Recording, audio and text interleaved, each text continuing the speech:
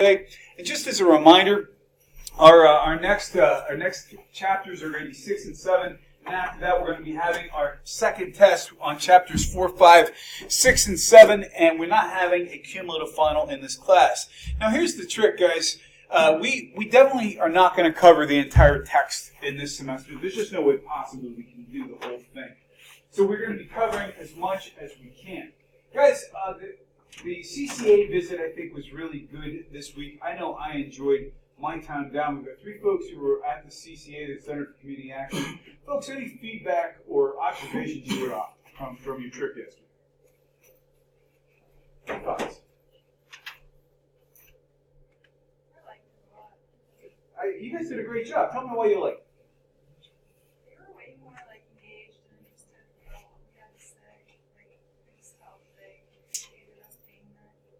I would wholeheartedly agree. And what we were talking about yesterday, by the way, guys, was self-esteem, the idea of how to get folks to work on self-esteem without violating confidentiality. Why was self-esteem such a big issue for that particular population we were working with?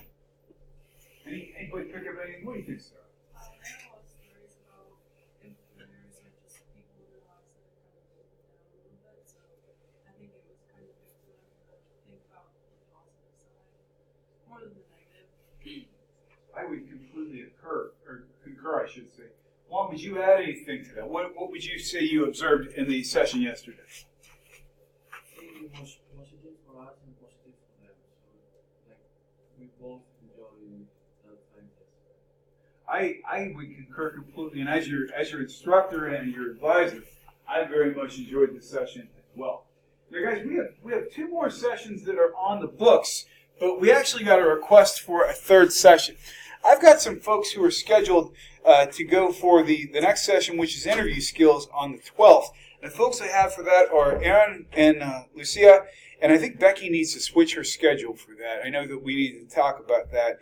Is there anybody who has not yet done one of these sessions who would be available to travel next Tuesday?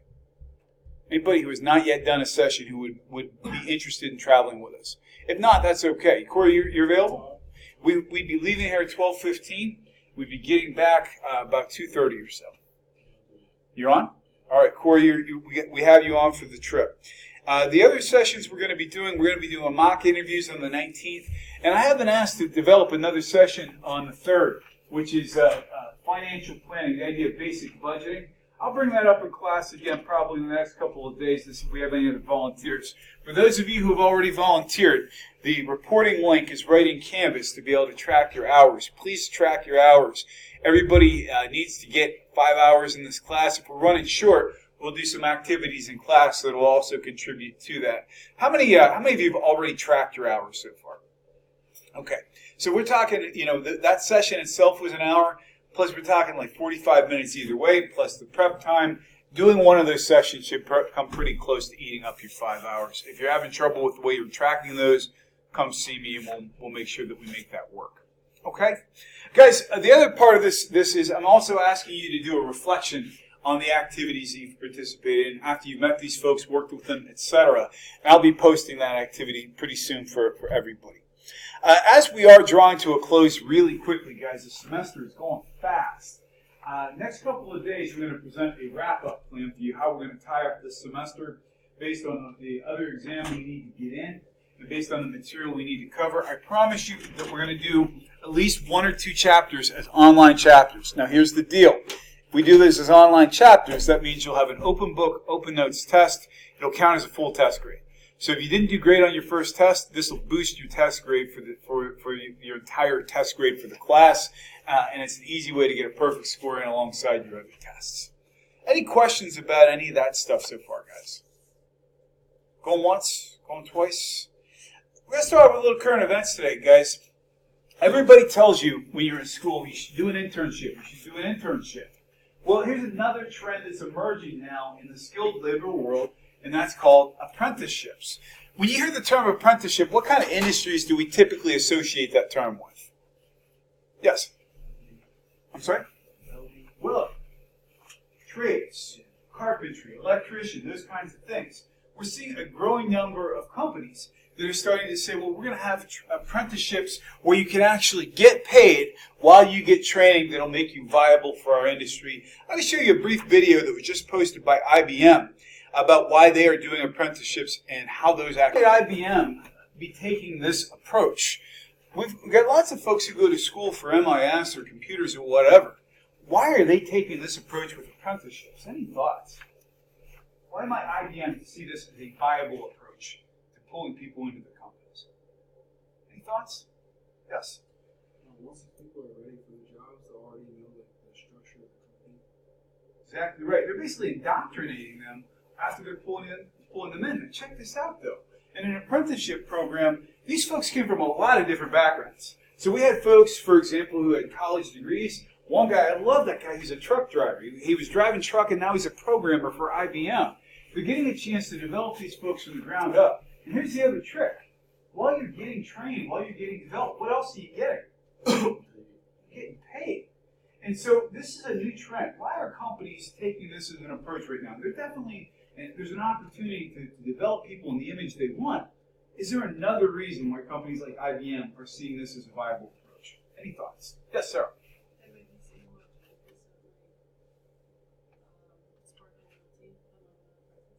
I love that idea. If somebody gave you a shot and they were willing to pay you and train you, would that give you some sort of sense of loyalty?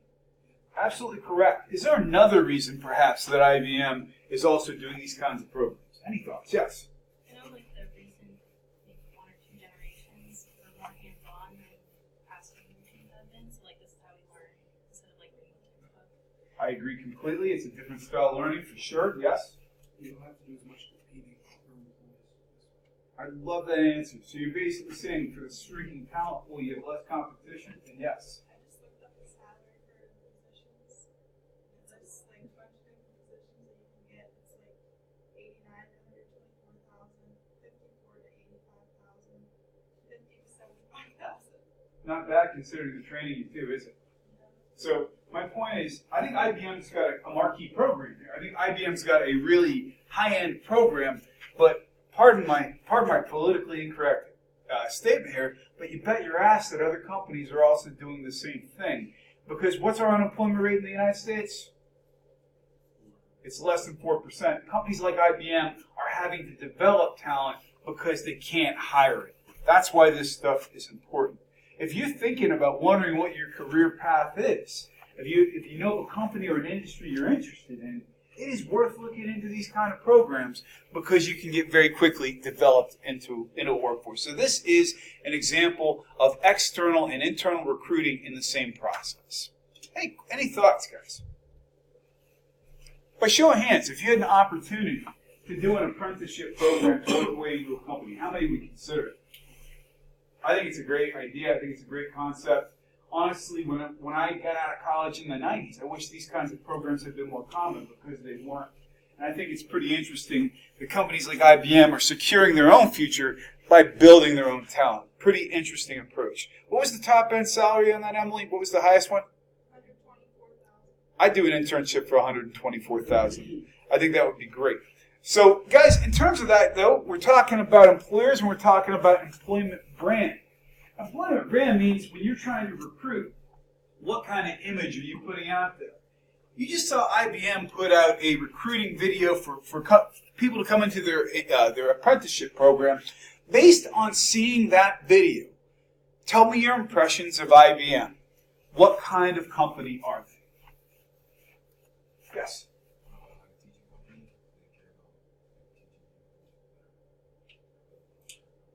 Constant learning for sure. I agree. What other impressions does that give you?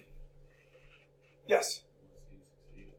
Yeah, that one. What did the one guy say? He's like, they will not let you fail. Could you imagine if you come into a company and the person who recruited you is saying, "Jojo, you're working for me. I'm not going to let you fail." How does that feel? Man, I wish somebody would say that to me some days. That would be great. Believe me, my teachers in my doctoral program never say that to me. This is great. So we set up a position for why people might want to work for our company. When you guys think of your dream jobs or your dream companies, what are names that come up? Does anybody have a company they absolutely dream of working for? Or an industry? Yes. Tell me why. That's a great answer. The prestige, the reputation, and they're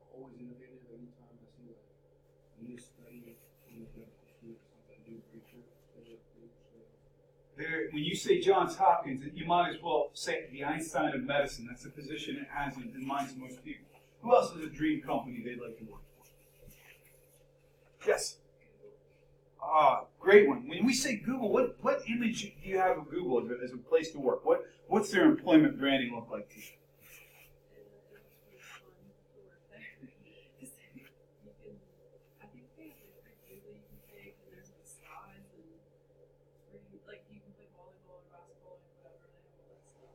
Everything's free. It's all free. You can eat there for free. Guys, and here's the thing.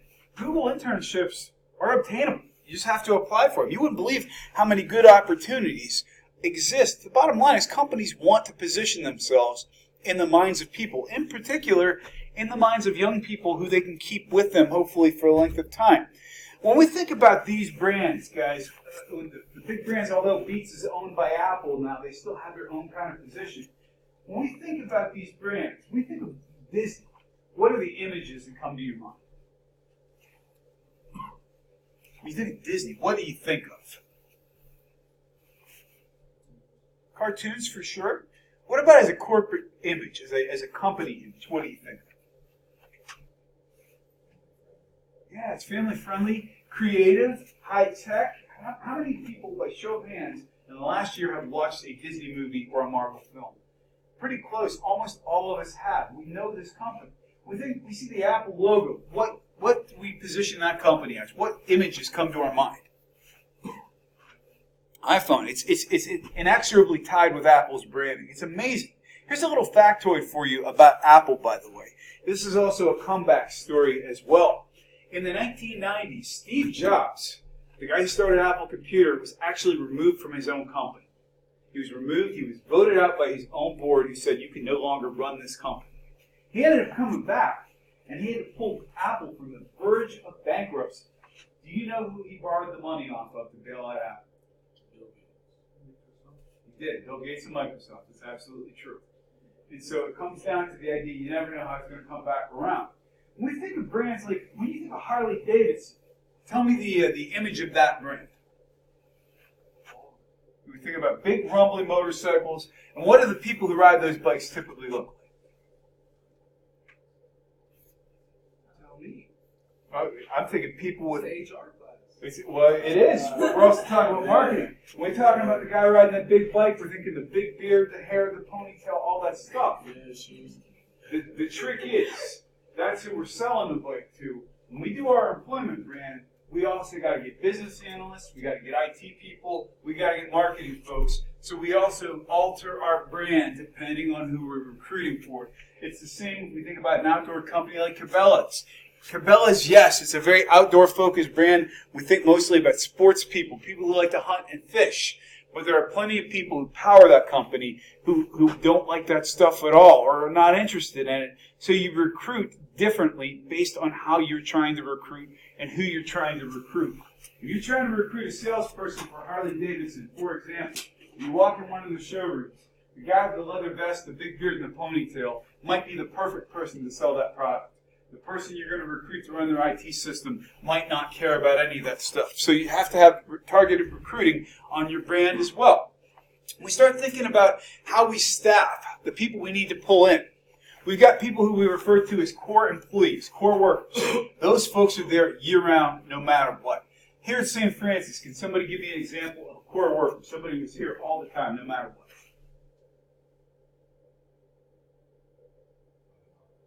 I'm sorry? He is here. He is here 100% of the time. Who else? In this building, who can you find here any time of the year? Dr. Miko is here year-round because he's always here doing stuff. Who else?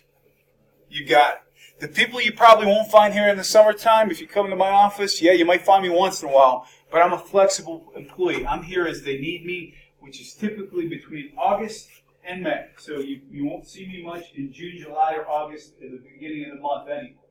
And based on that, we have different contracts. I'm on what they refer to as a 9-month contract. I don't get a contract for 3 other months out of the year. They prorate my pay for 9 months and pay me for 12. So I get my 9-month pay sliced up as a flexible employee.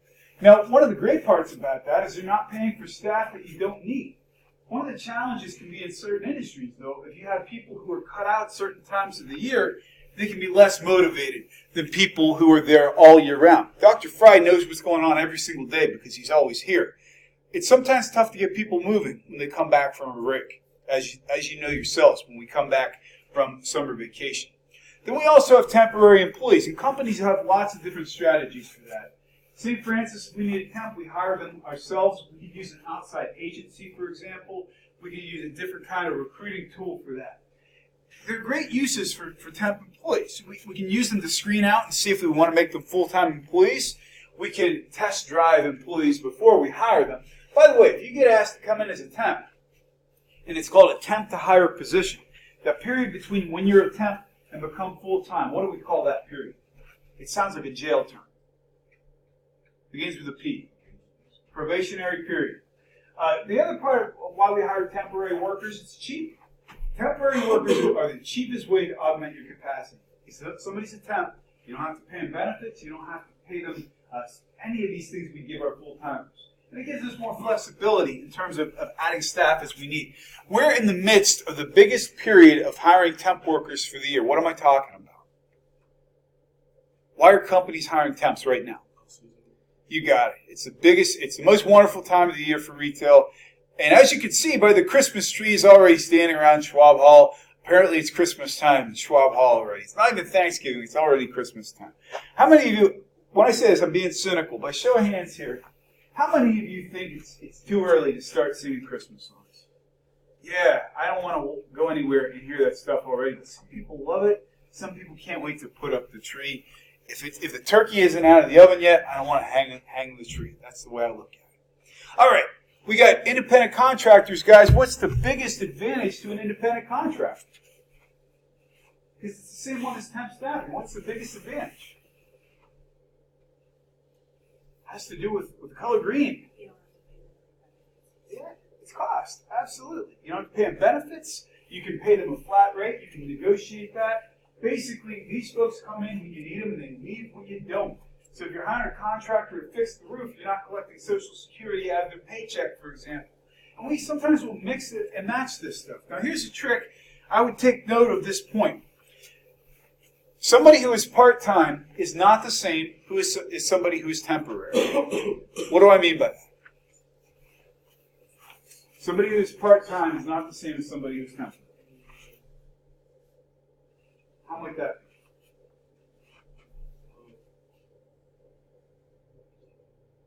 be? Think about it for a second. You can have somebody who works part-time year-round. Somebody who basically says, I'm only going to work 20 hours a week, I'm a part-timer. A temporary can work 40 hours a week, but you're only using for a given period of time. So you can have somebody who is part-time year-round. You can have somebody who is full-time temporary. That's the difference, and we mix and match as we need those people. Does that make sense, guys? Nod your head yes. Yes. Do you guys love this class? Nod your head yes. Do you guys really think it's too early for Christmas? Nod your head yes. Are you guys all planning on putting together a petition to say to Randy Fry, Tonka needs a raise? Yeah, nod your head yes. Yeah, that's exactly what I was hoping to hear. That would be great. You know why? Because Daddy needs a new pair of shoes. That's why. So that's like an old gambling expression. You ever hear that one? Like, come on, Papa needs a new pair of shoes. So I did pick the horses one time for a buddy of mine. They used to have a place called Ladbrokes, and they did virtual gambling. I'm not a big gambler, and I know even less about horse racing than I know about gambling. But I did pick a horse for a buddy of mine. He won big. I mean, he won hundreds of dollars on this ridiculous bet. And I think what I got out of the deal was dinner at Denny's. That's what he paid me for making him all that money, right? Dinner at Denny's. What else? He's a jerk. Denny's is good, but come on, man. He made like $500, and I get an omelet? Come on, man. That's not fair. That's not right. So, guys, in terms of how we do this stuff, though, as my voice cracks again and we start talking like we're characters on The Simpsons, we have this weird mix of people. We have core workers, we got temps, we got independent contractors, and we also have what we refer to as leased workers. You remember I told you in a previous class, for example, how you have employment agencies who will lease you people as you need them. That's what a leased employer is like. And since I need a drink because my voice is cracking, we're going to pause for our first question or comment of the day. What would you like to know? Man. I do. I have one tattoo, and I have it someplace where I cannot, you can't see it with my sleeves rolled up. I think my rule for tattoos is always be able to cover them. So, yes, I have one. It's very significant to me. I don't know if I get another. So, did it hurt? Yeah, it hurt like hell. Yeah, they're supposed to hurt, man. Tattoos are supposed to hurt. Next question. I was just going to ask, do you think that they're going to be Definitely. Definitely. I mean, think about this, guys. If I had asked somebody when I was in college, hey, raise your hand if one of your friends has a tattoo. 2 or 3 people in the 90s would have raised their hand. Okay, guys, how many of you have a friend who has a tattoo? Yeah, everybody knows somebody with a tattoo. We're all very open about it. All right, here's one. You can feel free to raise your hand or not. How many of you have a tattoo? Yep, I think it's very common these days, and I think it's way different. I think it's going to be the same deal with piercings in the long run too. So, well, guys, here's my question for you guys. In terms of tattoos, they're becoming more common. Everybody's doing that. How do you guys feel about people who do things like extreme ear piercing or extreme facial piercing? How do you guys feel about that? It's not as big of a thing as it used to be. But I remember this guy who I used to work with. You ever see the large, they call them the large gauge hoops that people put in their ears? And what he would do, if he really wanted to gross people out, he'd take the plug out of his ear and stick his finger through it. It looked like an earthworm crawling out of a hole. It's one of those things that is, it's even more disturbing than it sounds. So I hope you guys have already had lunch. Sorry if I ruined your day with that. That being said, we're getting back into points of why we do staffing. Guys, we start talking about flexible staffing, temps, independent contractors, all these things, guys.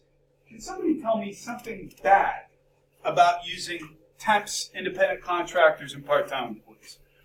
We know that the good part's primarily flexibility for the company and cost savings. What's a disadvantage? Don't even worry about what's on the slide. Tell me out of your own brain. What's a disadvantage? There are disadvantages. What might they be? From the employer's perspective. That's a good question. Yes?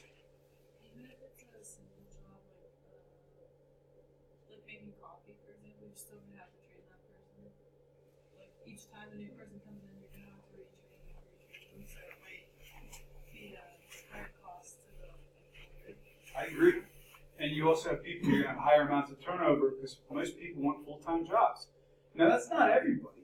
Some people want part-time jobs. One of the other tricks is we're trying to get this all done with part-time people, and we really have full-time jobs here. We're trying to make sure these people are more efficient and work faster. We're either going to get rush jobs, or we're not going to get the work done, or we're going to end up paying them almost full-time wages anyway. And the other part of it, too, guys, people who are high demand, if you got a great skill and you want to hire them as part-time, they're not going to stick around for a long period of time. Let me give you an example. How many of you have ever had to have your parents, or let me rephrase that. How many of you have ever seen your parents deal with a contractor at your home? Yeah, guys, I'll give you an example. This is right out of my personal life. My house, because we had a big windstorm, we have a very sharp peaked roof, and it's very dangerous. I'll do most of my own homework. I will not go up on that roof because it's just too steep. I cannot get a contractor to come and take on that roof job because it's too small for them to worry about. So right now I'm scrambling to find somebody to fix my roof because I can't offer them a big enough job to make it worth their while. We run into the same deal with temporary hiring. People want full-time jobs. It's very difficult to deal with. Some of the other things we have to think about too, guys. You remember we talked about the idea of equal employment opportunities.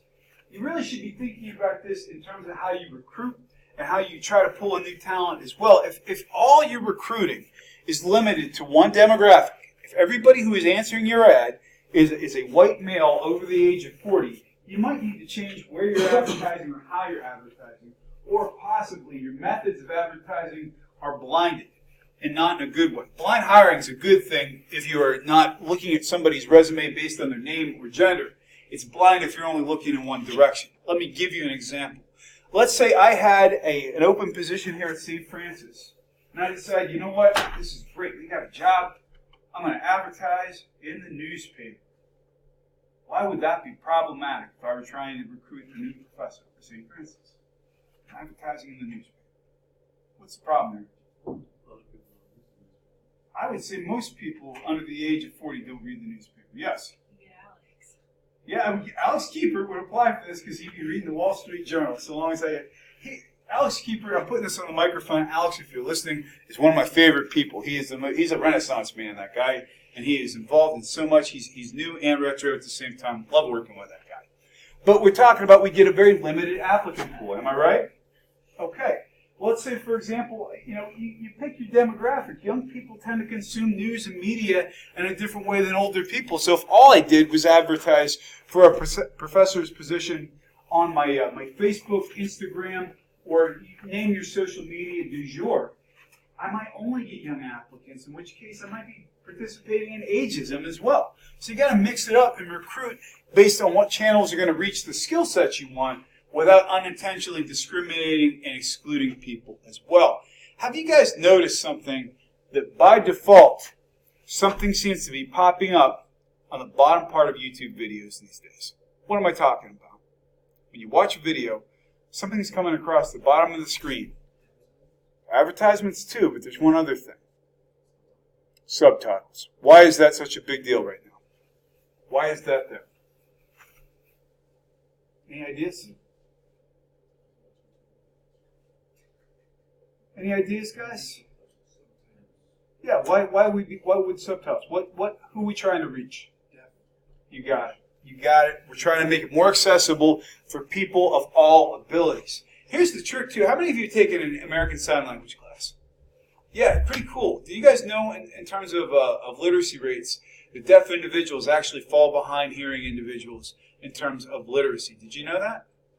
And the reason being, what language is ASL largely based upon? French. And so people who learn ASL as their first language, if you're an American and you're learning ASL as your first language, you're learning how to conjugate and use structures that are based more on French than English. And people who are primary ASL speakers have a harder time learning to read in English than people who are born with being able to hear. And by the way, guys, in terms of political correctness, there's two terms. There's hearing impaired and there's deaf. Which is the politically correct term? It's deaf. Because hearing impaired implies that somebody is defective. It's just a little bit of inclusive kind of information for you. So guys, in terms of how this stuff all ties together, first of all, we got an effort, hopefully from our university or hopefully from our employer, to promote diversity. We're not just trying to recruit old white people. We've got also the idea we're going to comply with equal employment opportunity regulations, meaning we're following the letter of the law. We're going to train our recruiters on how we can possibly reach out and be more diverse. We're going to target more diverse populations, and we're going to make our companies reflect the demographics of the areas in which we operate. That's just good practice at this point in time. Have you guys noticed, I don't know if how many of you watch broadcast television or see advertising on a regular basis. It's very cool, in my opinion. We're seeing some things in advertising now we wouldn't have seen even 15 years ago. The very fact that you can see an ad for children's toys that has a kid in a wheelchair in the ad.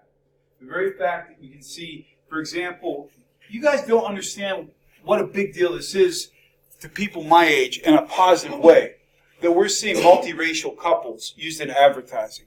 25 years ago, you did not see that on television in the United States. Thank God we're seeing it now. It's reflecting the change in our society, and we should have similar kinds of reflection in our recruiting efforts as well. Some of the other things, if we want to get into non-traditional labor pools, why not look outside your normal scope?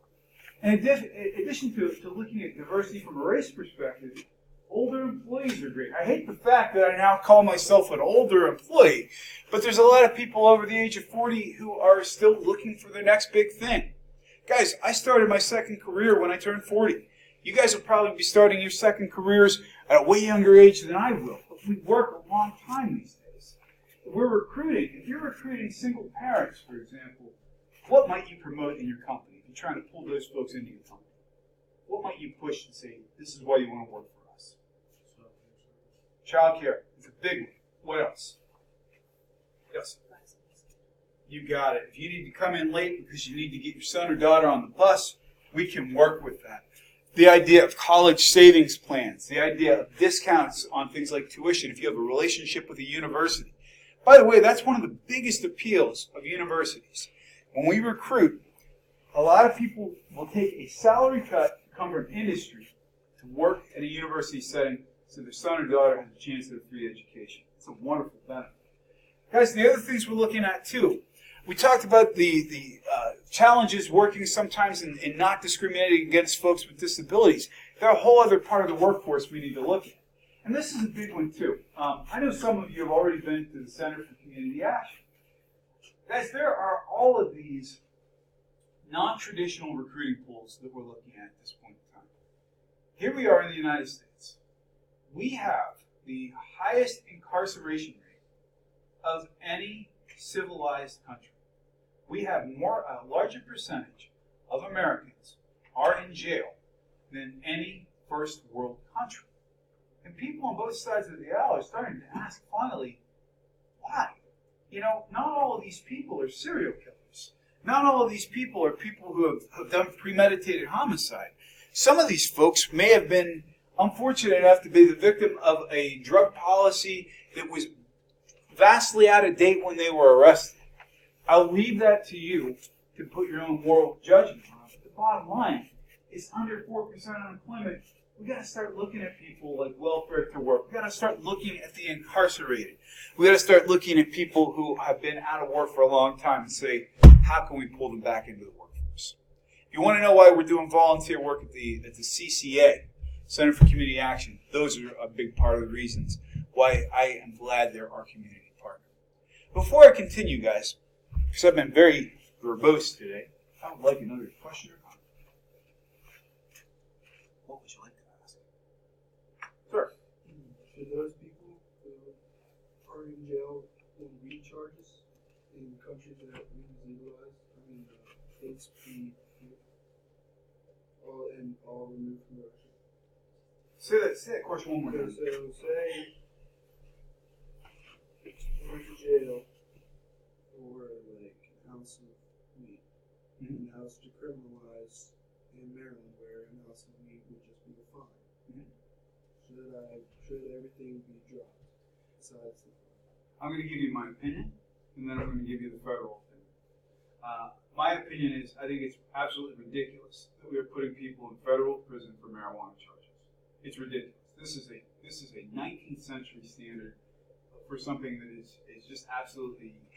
I could go off for an hour on how stupid I think some of these laws are. The only time I've ever seen violent crime associated with marijuana and dealers, if you've got two people who are using marijuana and it's midnight and there's one piece of pizza left, then you might see a violent crime. I think that we've got a real problem in this country that we need to just be modern about this. I personally have never used it, don't have a plan on it, but I think people should have the right to do what they want with their own bodies.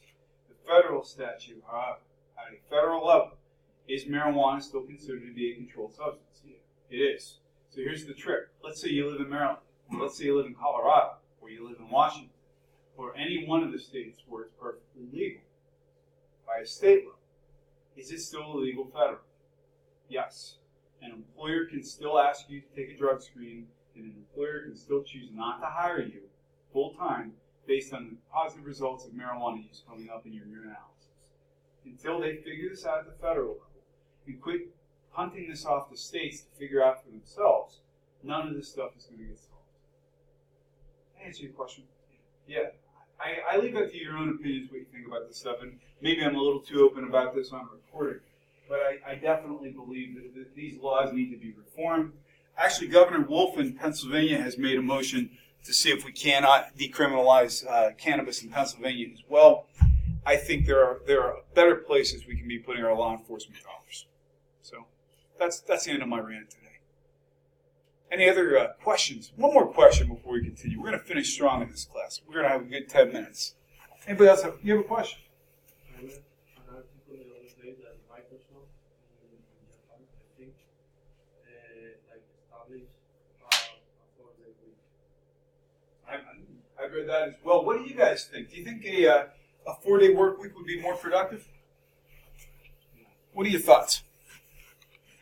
They said that they have increased for Well, I can tell you this much. If we had a 4-day work week where we did classes Monday, Tuesday, Wednesday, Thursday, and didn't do hour and 15-minute classes, I think that'd be better for everyone. Who here, by show of hands, prefers a 50-minute class to an hour and 15 minutes? Yeah, why do we prefer that? Yeah, an hour and 15 minutes. Can anybody really pay attention for that long? No, we need breaks. I think we get more productivity out of 4 days than we would 5 days using Tuesdays and Thursdays. I agree with Microsoft. And you know what? People also need time to do things like their homework. And if you're working full-time, they need time to have a life, too. I love that idea. If we get into things that are open 7 days a week, though, like restaurants and ERs and things that we need, that would be a matter of how you do staggered work weeks for people. But I like the idea. Good questions, guys. Let's talk a little bit more about recruiting. Let's finish strong today. Guys, we're also starting to get into what we refer to as gender-neutral recruiting. And what that means, for example, there are certain professions that used to be associated with one gender or another. When I say nursing, what gender is that associated with? When I say technology, who's that associated with? Mainly males. So why don't we feature females in technology ads? Why don't we feature males in nursing ads? I saw an ad recruiting for technology services that had a guy who was in his 60s in the ad. And I loved it because it was the idea of saying we're not going to limit our recruiting to one ideal that's maybe out of date. And in terms of how we post to people, baby boomers who are still working still check the one ads. People of my generation, if you want to get me to work for you, give me a flexible work arrangement, give me an opportunity to make money, and tell me I don't have to work on committees. Gen Xers, we love email and we hate meetings. And Gen Y, millennials, the people just ahead of you guys, are people who are going to like more chances to collaborate at work. And again, keep them the hell out of meetings. Tell them they don't have to go to meetings, and we're going to be fine. We're going to end today with a little video from our good friends, the Society for Human Resource Management, and what they say is the right approach to recruiting millennials. These steps, here's how you can recruit millennials. But there are some points to be made about generational differences here. If we talk about, for example, the difference between a Gen Xer and a millennial, my generation is characterized by independence, cynicism, and a real hatred for people looking over our shoulders. So if you want to get somebody from my generation interested in a job, tell me I can work independently. Tell me I am in control of how much money I'm going to make. Tell me I can set my own hours and be flexible. Somebody who is a millennial, somebody just ahead of you guys, might be more interested in knowing that the company is taking some time to get to know them. Some of that comes back to the way we were raised. I told you guys in a previous class, my class was called, or my cohort, my generational cohort, we were called the latchkey generation. You guys in the generation right before you are the first digital natives. So the idea of doing things that are online and more indirect appeals to you. The takeaway message. You can't use one recruiting approach for absolutely everybody. And if you got a workforce with 4% unemployment, you're going to have to look outside of just the young, hot people to pull into your company. You're going to have to pull in some people maybe in the older generations too, particularly if you got it. That being said, guys, thank you for a good day.